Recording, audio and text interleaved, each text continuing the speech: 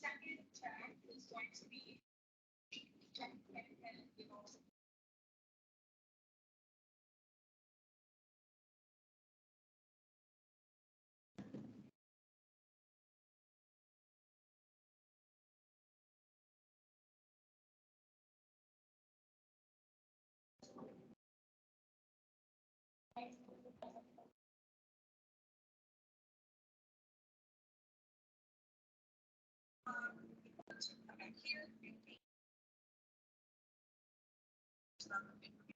Here. And then information will be. We're gonna take that back. We're gonna demo training and customers. You know that. You want to do the mid session with Dan, just stay on this line if you want to join.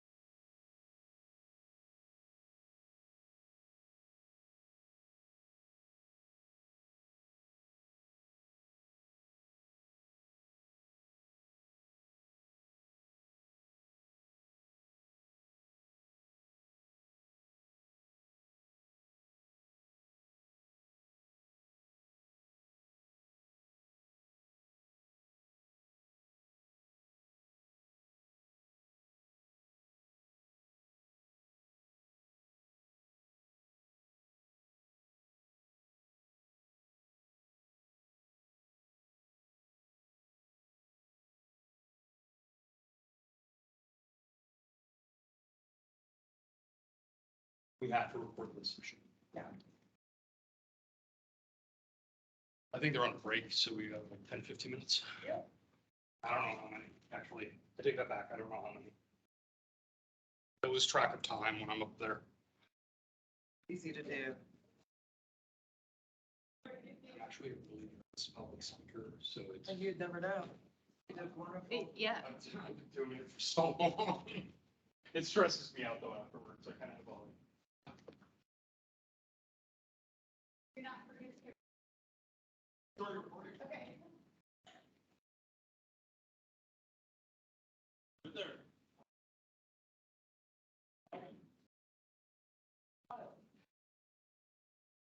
It's about the audience.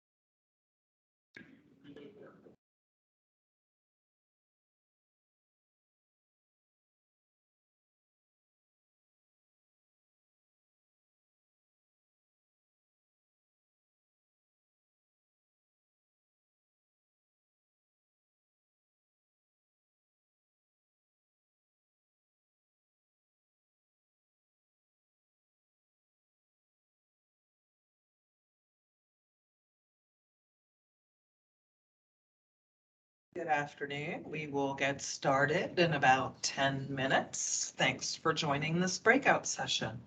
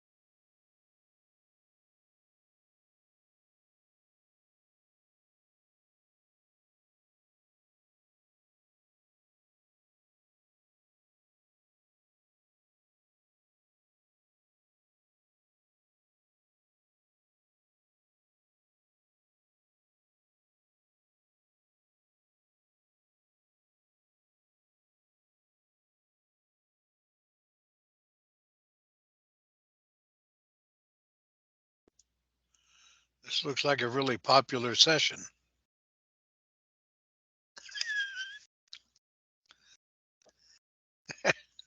Hi, everyone on the phone. Can you hear us? I hear you. Good afternoon. Good afternoon. I'm over here at Army Records. Nice to meet you. Nice to meet you over at Army Records. We'll get going in just a second. Not a Last problem. breakout session of the day here. We're going to talk about adaptive scopes and trainable classifiers Cool. and look at some of those data connectors. So we'll allow a couple of other individuals into the meeting room and we'll get going. I think you'll probably have a lot of virtual attendees.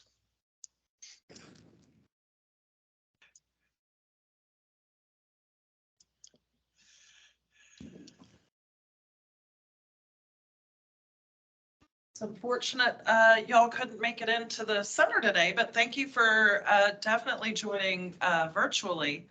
I'm sure y'all are very busy, so it's sometimes hard to get away and come to Microsoft for the day, right? Wouldn't mind.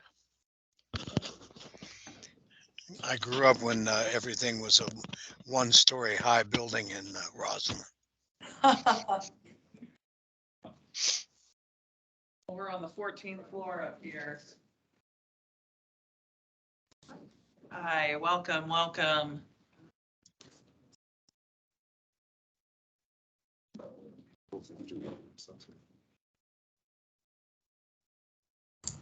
I bet that's a great view from the 14th floor. It is gorgeous. You can see the Capitol, LinkedIn, Jefferson. Pretty much anything that's worth seeing in DC. You could see the cathedral from the room that we're in, just right over the hill. So come and visit us sometimes. This is well, my name is. We'll go ahead and start. I think we have a small group in the room and some folks on the phone. My name is Annika, rhymes with Monica. I am a M365 and Azure security architect in the Microsoft Technology Center, which is actually the building and the 2 floors that you're on. So what we do is we do several kinds of engagements with customers. You could do art of the possible sessions or architectural design sessions on specific technologies, M365, all day on Purview, all day on records management, or, the whole M365 holistic security story or zero trust.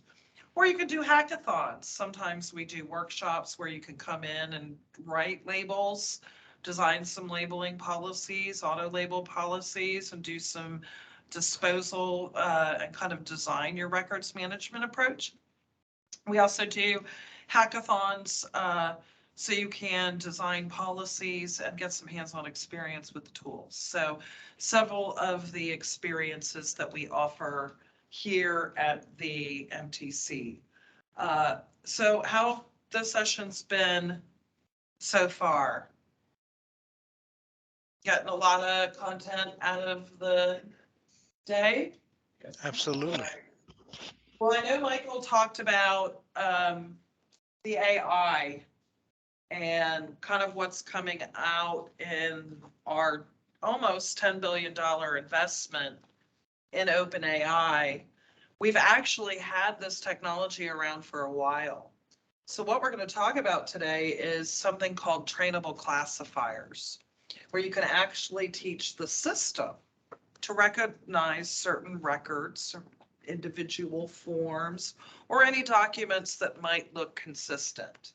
Financial statements, for example, balance sheets, invoices, perhaps, schedules, calendars, things like that. So you can identify not only sensitive information types with the contents of a document using the 330 out of the box that we looked at, but you can also teach the system to recognize individual documents. So we're going to look at actual content instead of pattern matching. Right.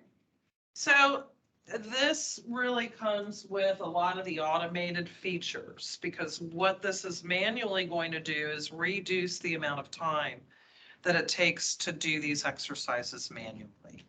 So as soon as I upload a document into the tenant that matches a trainable classifier, I can automatically label it. I could automatically apply rules to the contents, apply the retention rules that I want. And then I could also write information protection rules against that data as well. So really at the center of the diagram that Mike showed you earlier, you have the sensitive information types that are really driving everything. And a trainable classifier, in essence, is a sensitive information type. In order to do this, you'll need the G5 automation. I am an architect. I am not a licensing Microsoft guru, so that would be up to discussions with your CSAM or your account executive, what the jump would be. And then in order to access trainable classifiers in the user administrator, you need that big compliance admin role. Okay. Now to look at the actual contents of a record or a trainable classifier, what permissions do you need? Legal? Compliance data administrator.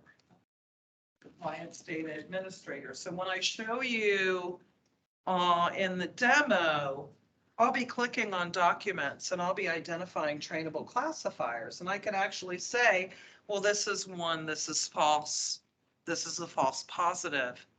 And in order to do that, in order to review the contents of a document that's been automatically identified, I need those appropriate permissions. So what is a trainable classifier? Well, it's basically an entity that I'm going to train the system by uploading seed documents or seed values into the system to go ahead and recognize it. So it's really an entity that I can go ahead and train to recognize various types of content by feeding the system seed values to look at, right? Everyone is maybe familiar with the DoD travel approval form 1610, right? So we have that as a trainable classifier so that anytime somebody uploads a 1610 form, it recognizes it as approved or disapproved travel, retains it for 7 years, and then keeps it from being downloaded from the tenant with information protection policies. And then a classifier learns this because what we do is we upload the document definition. This is what a doctor's prescription looks like. This is what a balance sheet looks like. This is what a statement of cash flows looks like. So we're going to upload constant data so that we can actually look at what we're classifying. And then once trained, we can apply the retention labels, information policies, data loss prevention policies, and all of this now is available in the tenant. So we've been having trainable classifiers. We've had AI in the platform since 2015. And that's how we already automatically trained it on those 330 information types that we already have out of the box. Is this like creating a data lake? No, it is teaching the system to recognize documentation that is consistent throughout the organization. That looks the same, feels the same. It could be an agenda. It could be an approved travel form. It could be a statement of cash flows. It could be something like that, a balance sheet. And you can upload 1,000 balance sheets into the system so that the system recognizes it as a balance sheet. So that if you are going through a financial audit or you're getting financial records available, you can easily go ahead and collect them because they'd be trained and available in the system. Yeah. Is there a minimum number of documents that you would have to upload in order to seed it? It depends 50 to on- 500, I think. Yeah, 50 to 100. Usually it depends on the amount of documentation that's in the tenant, Okay, right? Like I have a sample tenant and I created a classifier out of agendas for the engagements that I do. And it picked it up after like 50, okay, but I only have like 200 documents in my, okay. So that was like 25%. yeah. So feeding it standard forms is a lot it's going to be a lot quicker to identify Right. those, right? To classify those as opposed to free form. Exactly. Okay. And it depends on the volume of data and the level of accuracy you're looking for, right? Like if you're trying to find two different types of contracts, you may end up splitting those out because you're starting with a base level understanding that it's not a correct statement, but it's hyperbole, but I'm saying this to kind of set the impression that it's what the internet thinks is a contract. Now you're providing between 50 and 500 samples of what a contract looks like to you to pull that back. That is different than document fingerprinting, however. Document fingerprinting is about like identical stuff. This is about contextually same wording, same type of stuff that allows you to pull all that together. So I have a question along those same lines. Sure. So if you had to put a timeline on getting an organization up to speed, say an organization as big as the maybe Department of Army, who has hundreds of thousands of documents at different command levels, how long would you think it would take? Because obviously when you start off with AI process, it's not going to be 100% accurate right to begin with. It's going to take some time to get it, the system to get acclimated to the documents and what documents fall in what categories. How long would you think it would take for a big organization to be closer to the 100% category versus a beginning state? Or can you even put a number on that? I really can't. It's hard to, it's really, really hard to tell. You will talk about some best practices, but a lot of organizations, to make this process easier, they'll start with kind of a sandbox and say, we're going to put all these types of documents into this folder or into this share, and then they can bulk upload the folder. And that helps the process a little bit because you're not uploading document at a time. You could do a bulk upload of 1,000 documents and say, these are what agendas look like.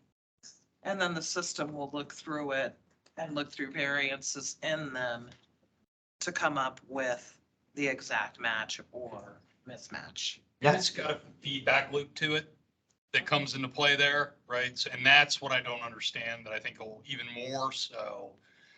If you're trying to push to 100% or as close as you can, there's a feedback machine learning aspect, which is, you grading the AI's work. And you can train it now, and we'll show you that in the demo. Okay, thank you. So when you look at content, it will, I got you. When you pull up content, it will actually tell you, hey, this has been associated with this trainable classifier.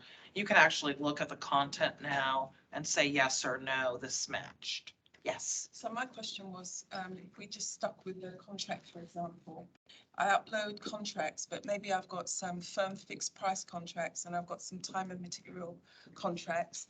Do I tag the data so that it knows that I want to treat them as two different types of contract, or is that something that it's going to learn as well? I would do two. Two. I would build off the same base model and I would create two different trainable classifiers. Depending on what you're. That's what I would do. Can I also piggyback off of that same question and ask that if you do have multiple different commands across the Army or something like that, or say the Navy, for instance, and you have different types of office spaces that are using this AI process, would a overarching, like say DoD over all service components, have have their ability to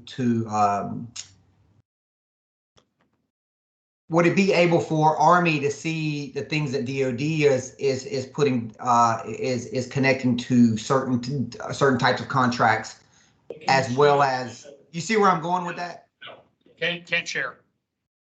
If Army learns something, it can't be shared to the other tenant. Correct. It's kept within the tenant boundaries.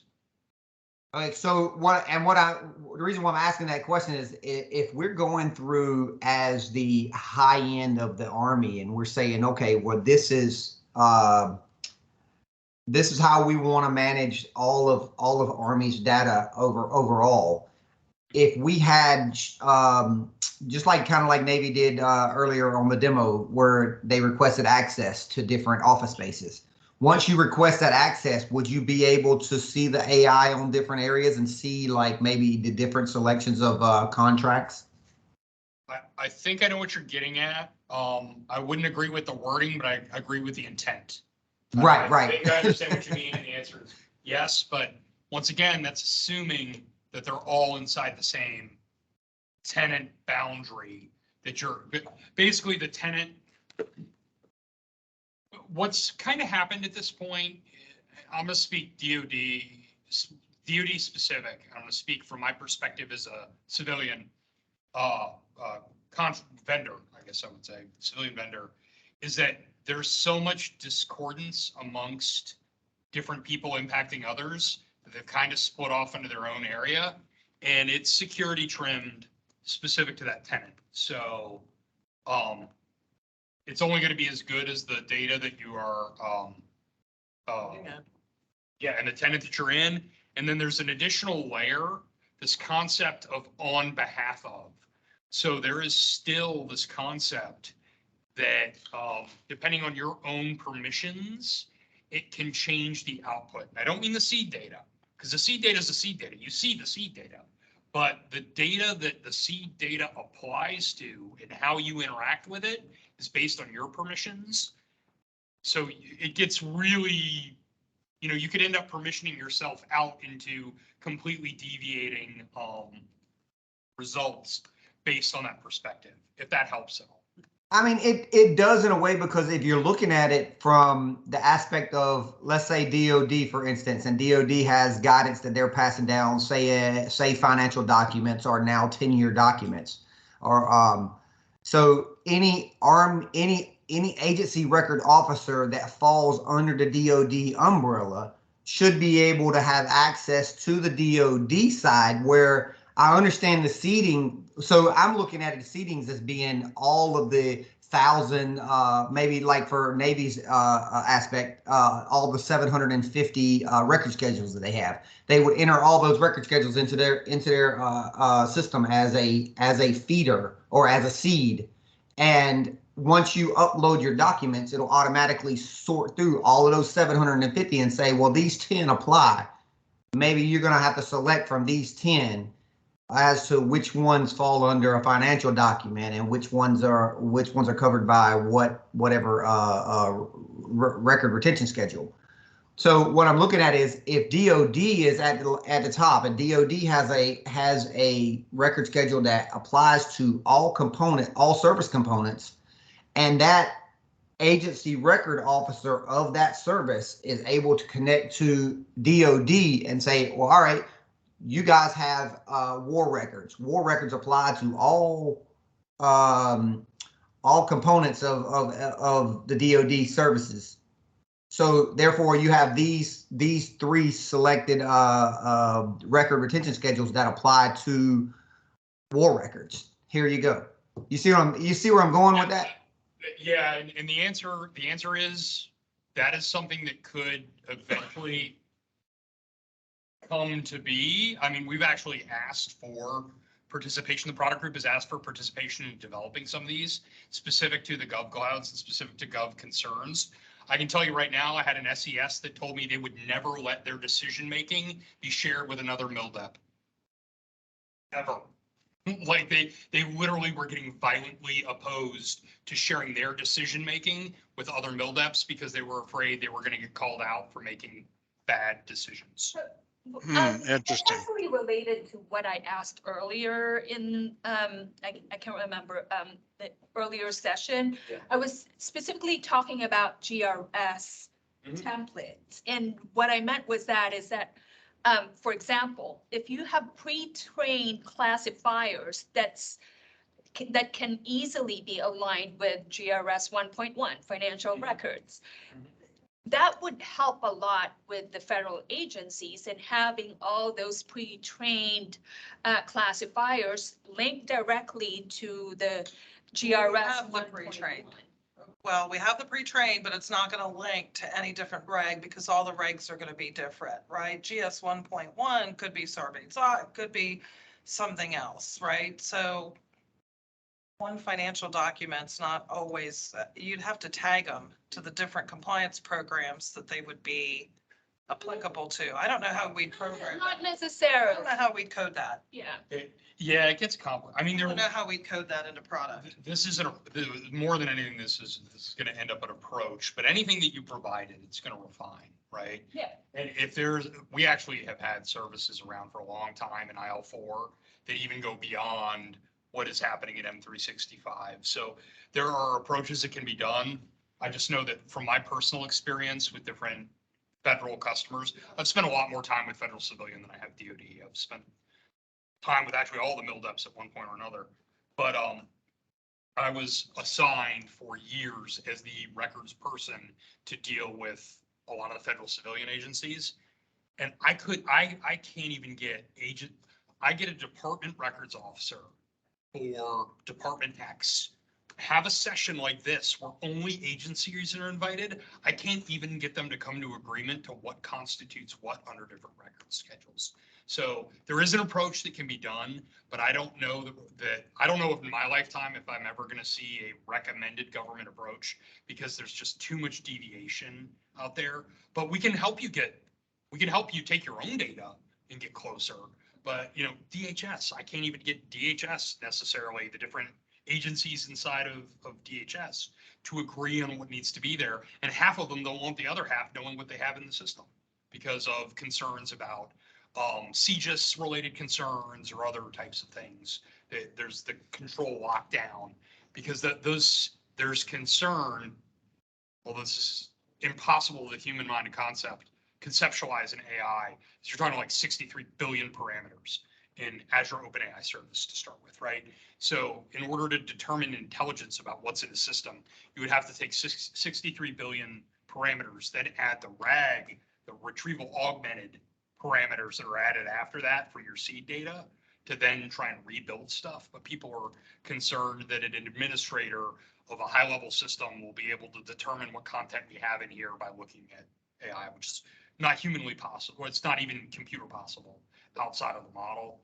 But I mean, we can definitely get better about that. And we've actually asked if anybody wants to participate, we can connect with Megan. We're trying to build them, and we can't get anybody from the government to tell us what it looks like. CUI is the #1 concern we have. How do I determine what CUI is? And all of those subcategorizations of what we used to call FOUO. They're like, please tell us what it looks like. We'll build a model and we'll put it out there and you can use it. And nobody wants to make a standard. Mike, along the lines of what she was asking about the GRS, the GRS, there's like what 306 items of the GRS that come from NARA, and of those 306, you could actually plug all of those 306 into labels into 365, and that kind of aligns along with my question of at the top, if we're sitting at the top of a hub and we as the policy providers of the Army say, you know what, we want to be able to make this available to all of our record administrators across the Army, so that way every one of their commands that they're responsible for, they can actually use that same GRS labels to if they upload a document and it says, all right, well, we got 3 GRS that could possibly fit this particular document. Yes, we agree, or no, that doesn't cover it correctly. It needs to be scheduled under its own record schedule. So that's why I was asking the question. I was asking about being able to have the overarching and is the access capabilities where they can allow the record administrators across the Army to be able to see all of those record labels and maybe piggyback off the record labels. But Yeah. I'm not. The answer is not right now. Yeah. You can't do that right now. And the only thing you really could do if you wanted to share trainable classifiers is share the seed content. Or could we possibly take that same, maybe that same full spreadsheet, Excel spreadsheet report of all those GRS items and maybe share them with those different organizations so they could put the same seed information in their SharePoint? That's what I asked If earlier. the seed looks alike, then yes. But it would be, it is tenant by tenant, so it would have to be a duplicate effort. It wouldn't just filter across. Unless we get the product group to produce basically a base model that everybody could use, which is what they're trying to do with CUI right now. The only thing you could do is bring your own model. I mean, what's capable today? Could it be done? Yes, it could be done, but it would require people providing that guidance to Microsoft for us to issue that template. And we have these environments segregated, right? So it's not like if we put something in the DoD environment, it can only go to DoD tenants, which means it's got to have a .mil. And it's got to have a flag officer sponsoring it. So you're down to a pretty limited number of space, right? Right. And that's where I was basically kind of getting at is if we can do it in the Army to across the Army entities and across those different command groups, then why can't it be done at the DoD level if DoD gives that access saying, hey, these are our seeds that we give to you guys as each component? That can be a duplicated effort, or it can be here you have access to be able to link to what we've already seeded into the system. So yeah, it basically need to be a template, and we don't have a bring your own template model. It could just doesn't hurt to ask, right? But it would have to be a product group request because right now the templates, I mean, they're called models, but the template is an internet public template. So the commercial people and the DoD people are getting the same template right now. So there would have to be some compliance put in place, but it could be done. It's just not on our roadmap right now. And you could actually do some things today, right now, inside of Azure with bring your own model and Azure Cognitive Services. But that's like a pay that's a consume pay service. It's not part of the SaaS platform. So that's a whole nother discussion. But yeah, it doesn't hurt to ask. And then Megan should be the collection point for those kind of requests, and she can work with my peers to pull those back.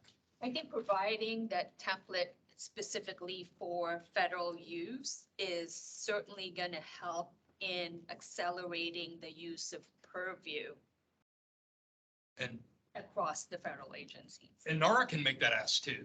As a regulatory body, you could always bug NARA, and Lisa could make that request of us as well. Any other questions? Great conversation.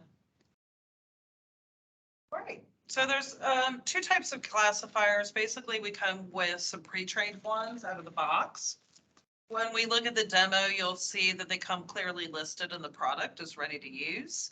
And then you have the custom ones, which are your own custom trainable classifiers specific to your organization. They can be anything beyond what the pre-trained ones cover. So you really can create and train your own.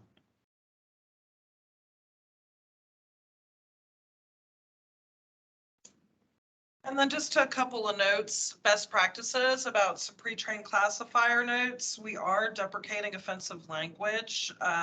It has been producing a high number of false positives, so don't really use it. And if you are, try to change your business process around it. We actually recommend using threat, profanity, and the harassment pre-trained classifiers instead.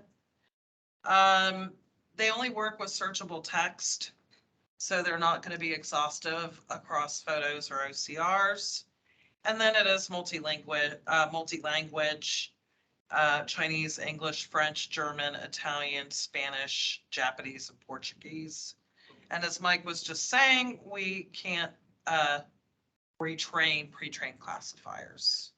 Let me be clear, this is different than what you heard about communication compliance. That's a different tool, which is identifying content and raising it almost as like a security type alert. This is more about finding that data and creating classifications based on that type of stuff. So, you know, DCSA has been all over us about not this, but about offensive language and suicide ideation inside of content.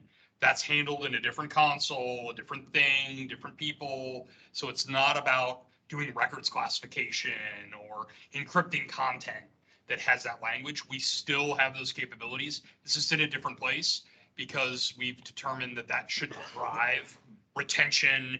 You know, if there's harassing language, if there's suicide ideation, that's like a security discussion, not a records discussion. It's just a big LLM. It's different. It's different LLMs done differently. Like our public use case around the creation of suicide ideation. It's a fascinating thing. I had a 2-hour discussion with DCSA about this because they want to roll this out in Dis Tenant and they want to monitor it. And they put an RFI on the street that I had to present on about what this looks like. But our case study was actually Prince William County Public Schools. And we were actually identifying students who were using concerning language that were indicative of suicide, you know, suicidal thoughts, suicidal threats, and and got involved in that. And the use case is public, that it was Prince William County Public Schools. The specifics are not. But the DCSA is immediately like, that's number 2 on our concern for security risks is veterans who are performing suicide ideation in email and chat is indicative of being a security risk. So that was number 2 on their list. So they were like super honed in. So just being clear that exists, but it's for a different reason, not for this reason. Do you mean it's a security risk as in we're going to take your clearance because you have suicidal thoughts? This was in a school district, so it was for personal security. Prince William County was, but DCSA, yeah, that's exactly what it was for. Wow, because, you know, well, I won't even go there. They're going to RFP. I don't know if they're going to use Microsoft's product or not. They are going to RFP on a solution that they want to apply across everyone in the DoD, whatever the heck that means, because it's different tenants and I don't know. But they want to use it as an investigatory tool on insight on psychological state of a soldier and determine if they are a security risk, whatever security risk means in DCSA. Sometimes it's not indicative of like, I'm doing something intentionally. Sometimes it's accidental. I would say that's crossing lines though, because if I'm a military vet and I have pain related issues and I have suicidal thoughts, but it's not something that I have acted on, then basically that limits me from being able to file for any kind of service-related condition that's compensatable from the VA, because and that's the reason why they separated that, so that they couldn't say, well, you know what, if you come forward, then basically we're going to yank your clearance. So it's either one or the other. Public RFI, so I'm not really sure what to say. I mean, you can have good voice. It seems like they're overstepping. Just saying. That's probably a conversation for another day, kind of outside the scope of this discussion. Some use cases right there for custom classifiers, clearly that you can see that you might want to use them for, as we've talked about, maybe statements of work, time cards, approved travel forms, any kind of housekeeping, legal documents, prices, quotes, invoices. You got the idea. So why don't we go over to product and take a look at some of the functionality around them in the system. Any other questions before we look at product? This comes with the E5 license? Yeah. Okay. So if you're familiar with Purview, this is the compliance portal. Trainable classifiers are always going to be under the data classification section. If I go to the overview of the data classification section, I'm going to look at the trainable classifiers that I'm using across my landscape, and I could see I have some for agendas, finance, human resources. And if I go to view all trainable classifiers, I can see some of the custom ones that I have, as well as the out-of-the-box ones that I have. And if I'm going in Content Explorer, if I come down to trainable classifiers, I could see that I have some for finance, HR, IP, and with the appropriate role, compliance data administrator, I can go ahead, double click on the individual document.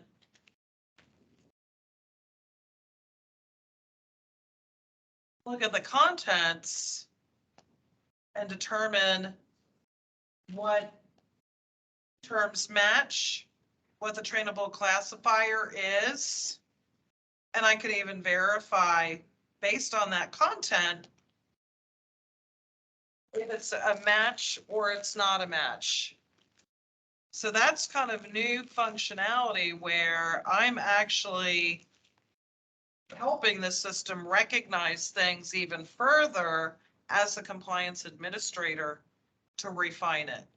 And this was kind of just added. So if I'm looking at some of the data that I have, I would quickly say match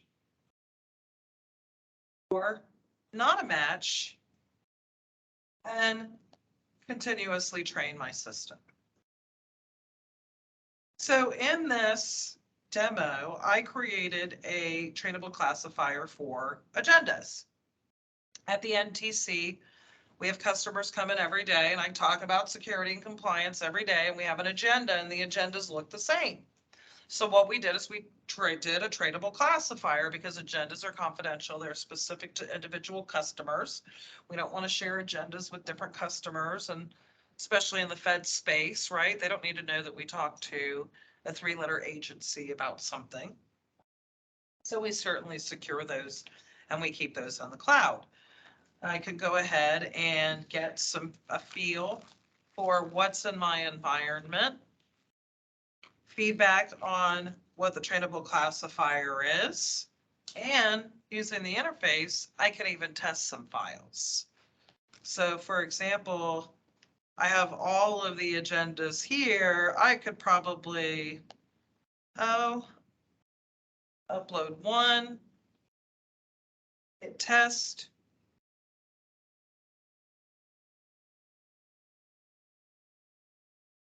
And it's going to really evaluate that and say, yes, indeed, this is an agenda. What happens if you upload something as an agenda and it doesn't meet the criteria? Will it just come back and say, no, it's not? It'll come back and say, no, it is not. In this interface, because you're testing, right? You're Right. providing yep, it'll say it doesn't. Now, if you go back here and you're actually doing some due diligence and you're looking at some of the matched items, I caught a couple of false positives already, right? So probably going to be like, if I go to retail, like work chart, it recognized it as a trainable classifier, but I don't think it is. So here's where, based on that, I would say, no, this is not Okay, an agenda match. okay. And now you're talking about the machine learning aspect of it, which is you are now providing your human brain to make the model better. Okay.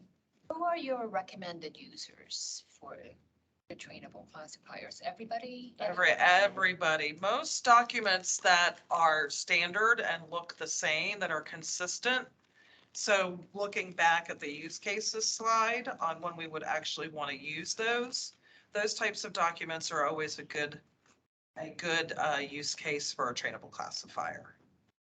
So legal documents, resumes, agendas, schedules, We more plans.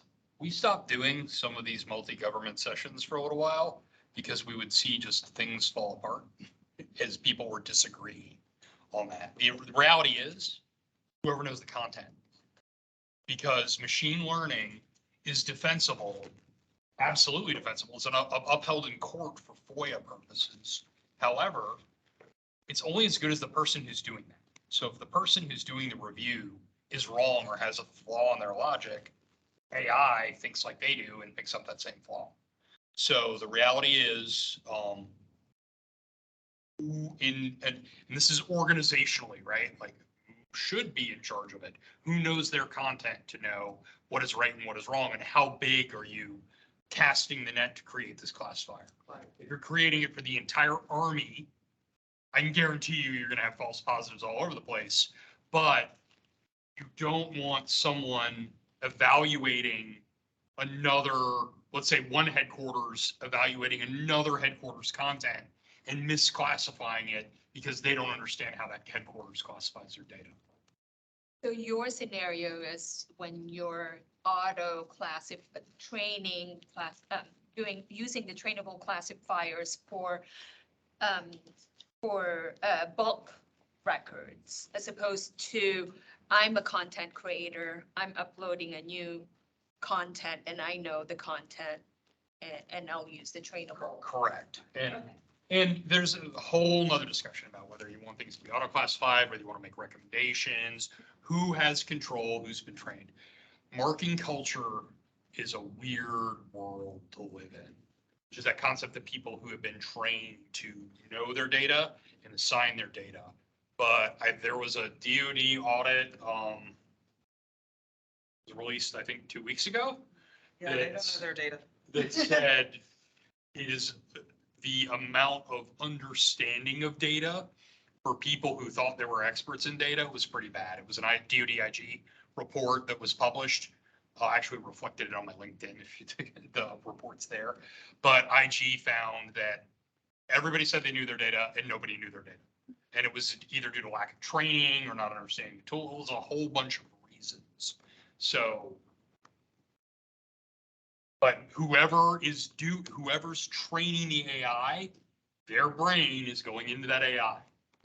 So, yeah. They better train it well. I can tell you, I've been a government contractor since 1997. I can guarantee you there's somebody somewhere who knows this content better than anybody you've ever met, right? Like, we just all know there's somebody somewhere who knows this is exactly what GRS this is because of this. I don't care what you say, this is it, and odds are they're right. So. All right. Any other questions? Oh, little demo on trainable classifiers. So thank you so much for coming to the summit today. We hope that you enjoyed it, and for that product request, go to Megan. That would be cool if they did have some DoD standard definitions.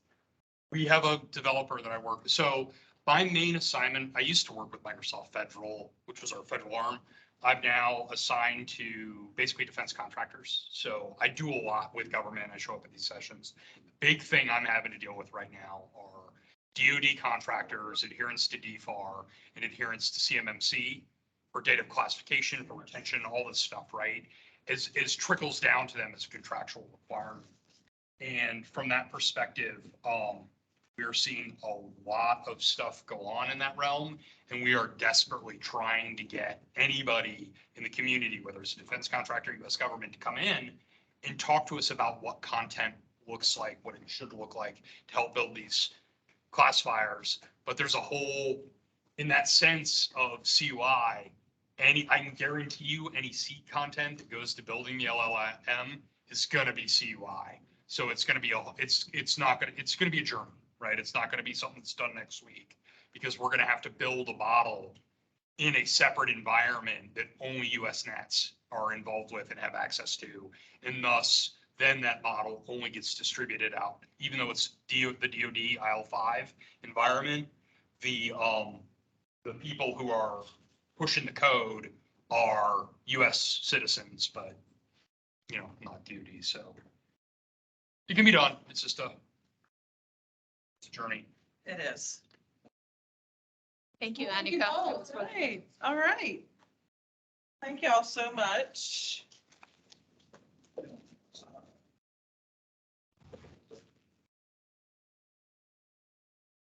And y'all should get the copy of the deck. Megan will send that out tomorrow. Make it. Well, thank you for the demo. Enjoy your afternoon. You too.